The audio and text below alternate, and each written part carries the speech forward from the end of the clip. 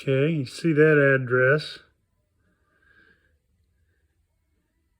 And so what I did was I had been waiting on the fuel vent line for months because I wanted the original look and style from the Right Stuff, which is Jegs.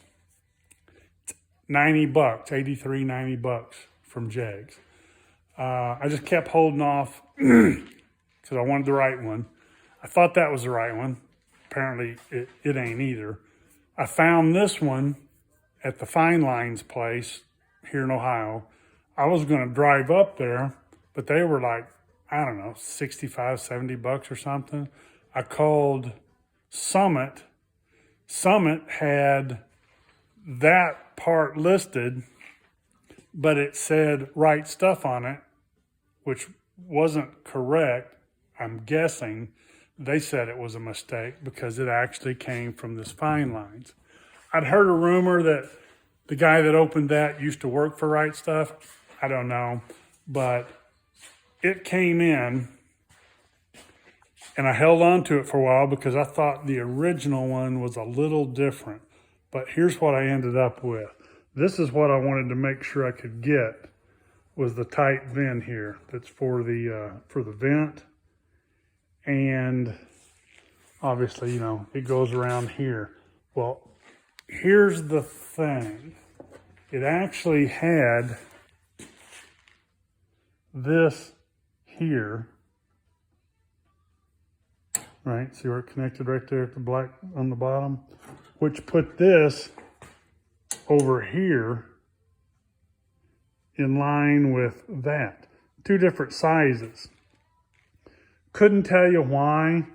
And when I first sat it down there, this piece I had in a box.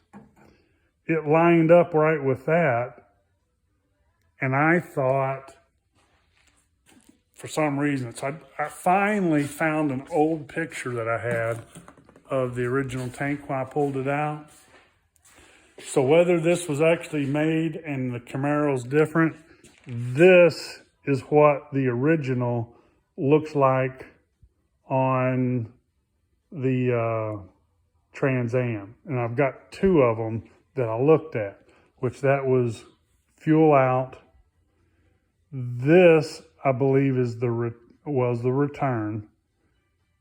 And it actually will get a little hose connected to this one, which runs around here. And then the two lines that run down this passenger side of the Trans Am are the vent and the return. The vent is the bigger one, and the bigger one is the one that comes across here, makes this little loop, and then comes back. And if anybody's wondering, if I remember correctly, that was for rollover. It would somehow, if you flip the tank upside down, it wouldn't let it keep siphoning back. It would create like a little P-trap right there. Seems like I remember reading that somewhere. Anyway, I'm probably not hooking up all the emissions stuff, but I will run the vent line through the charcoal, which will knock some of the smell down. And then it'll vent in and out through the canister. I'm just not going to hook it to the engine and do all that. And yeah, I wanted it to look right. And then this one is the fuel that goes right to the fuel line to the pump up front. But I wanted you to see, that's how that was. The original one, this was one piece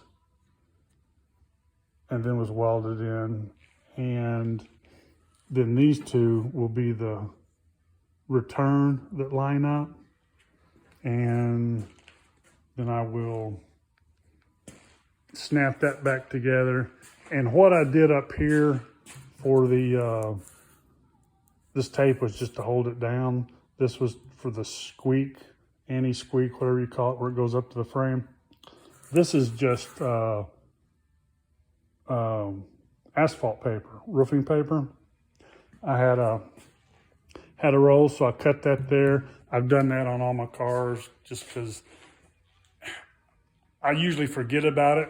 And then I actually ordered some felt strips one time or whatever they were, tar strips. They look exactly like freaking roofing paper. So I just use that. And then on the straps, I glued a piece so it'll go on there and look nice. So that's just a piece of roofing paper that once it's on there, all it does, I pull them up tight, keeps them from squeaking.